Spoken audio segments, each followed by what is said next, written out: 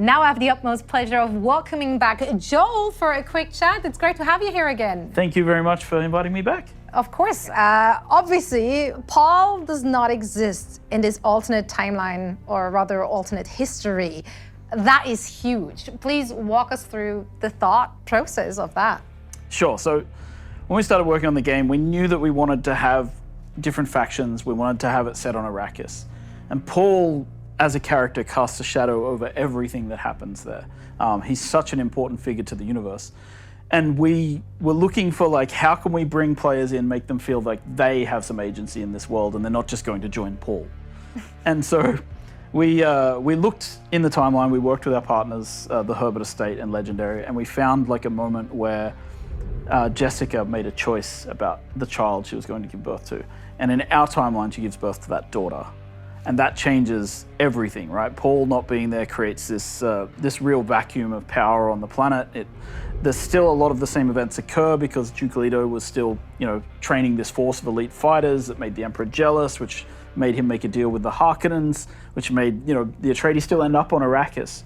But then because of the events that Jessica chose, she is now more tied to the Bene Gesserit faction, and they have trained her as a truthsayer, and she has the recognition of Yuyy's betrayal before it happens. And that leads to the Atreides being prepared for the Battle of Arrakeen, which means that they manage to defend themselves, which means that they don't get wiped out. And that leads to these major factions being in conflict on the planet of Arrakis. Let's talk about Lady Jessica's decision then, which, started the whole thing here. Obviously, with her complying to the Bene Gesserit rule of having a daughter, why did she even make that decision in the first place? Well, she's always been torn in her loyalties, right? She came to the Duke and she fell in love with the Duke, but she also had the agenda of the Bene Gesserit in her mind, right? And then there's the other side of course, that the Duke never made her his wife, and she has to make a decision. And of course, in the book she made the Paul decision. In our game, she made the Aristay decision, and that. I think that people are very complex, and she had these very complex ideas going on, and so torn in her loyalties. In this case, she chose the Bene Gesserit. So let's talk about Arista's, part of the story. Then, is she taking up Paul's mantle, or is she just a completely different? I mean, she is a completely different person. What's her agenda? What's her spiel? I mean, Aristay has her own path to walk, right? And the path of the Lisan al-Gaib and the Kuzat's Haderach is not available to her, and it doesn't happen because events don't play out the same way. She doesn't end up in a situation where she has to face any of that. So she is a precocious girl. She grew up with the Bene Gesserit training that her mother would have given to Paul, the Mentat training that Thufir would have given to Paul.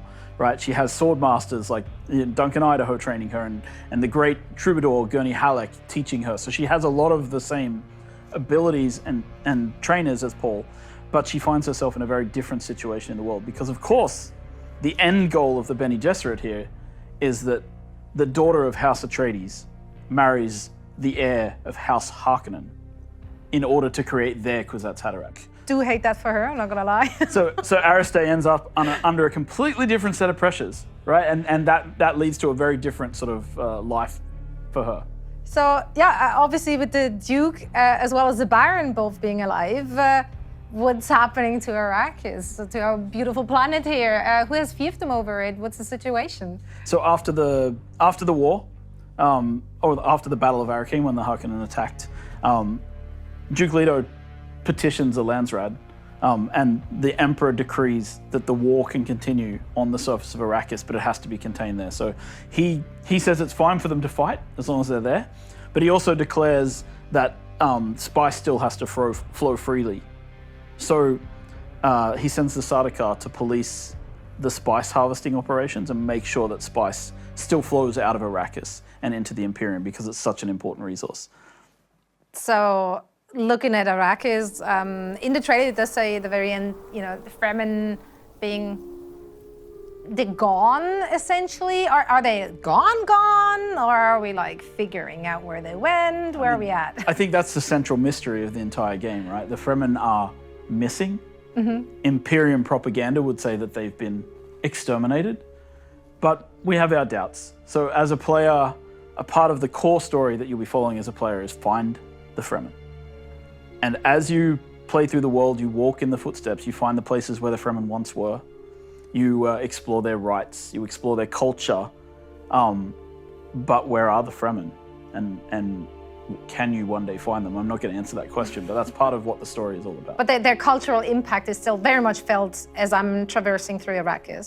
Both their impact, like both the remnants of what they left behind when they left the abandoned Sietches and things like that, but also the vacuum of power, right? Because the Fremen that was their territory, and they were extremely fierce about defending it.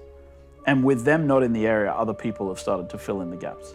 I do want to talk about the impact that story and narrative has, though, on Dune Awakening, because it is a survival MMO. If we're looking at the survival part, usually the extent of story in a survival game is, oh no, your plane crashed. Oh no, you're shipwrecked. Oh no, it's an apocalypse. Figure it out. Clearly, that is not the case for Dune Awakening. There is a lot of story to be explored for the players.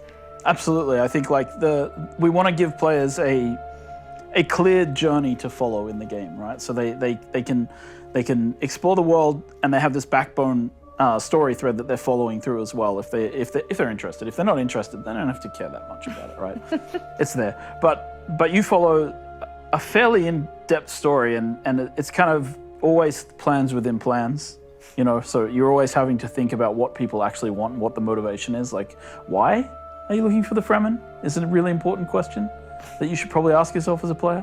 Like, what exactly have you been sent to do this for? And I think these kind of elements provide a little more motivation for players as they explore the world. I do love that.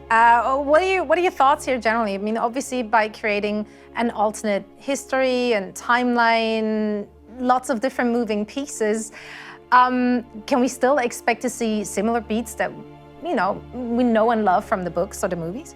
Absolutely. I think that just because Paul doesn't exist, a lot of the factions have the agendas that they had, right? And they're still trying to achieve the things that they were trying to achieve, even when Paul did exist, right? In his universe. So you will encounter, first of all, characters who maybe would have died in the books due to certain events.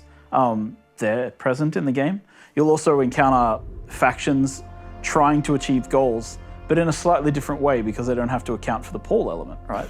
So for players, it's great because I think Dune fans should get a kick out of exploring the way that the thought experiment of like, okay, if Paul's not here, what is here? And what are people trying to do, right? And I think that kind of leads to very interesting consequences as you play.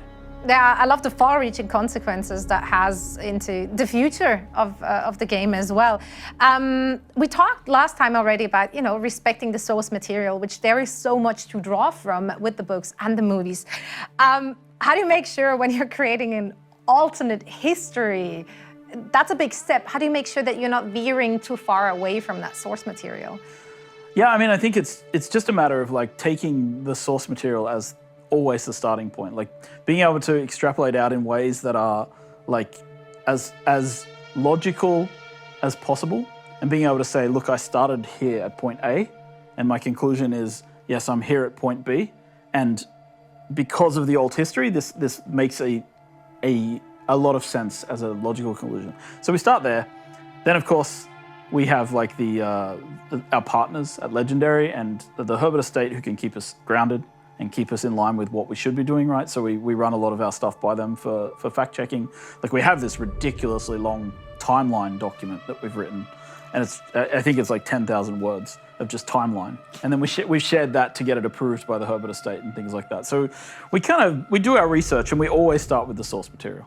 And I mean, I think it's pretty clear from everything you've said, from everything we got to see thus far, that there's a lot of love and respect for the Herbert's writing, for the source material we're also seeing from the movie. So I know for sure that the game is in very good hands with you guys, Joe. Thank you. I mean, I will say the one thing that we try to do is just make sure that we preserve the legacy. And part of the reason for doing an alternate timeline is that we don't want to step on what's been created that's amazing. We want to do the sideways thing and not actually ruin any of the canon over there. And it's honestly so smart, because in doing so, you now opened up this whole new alternate timeline for everyone.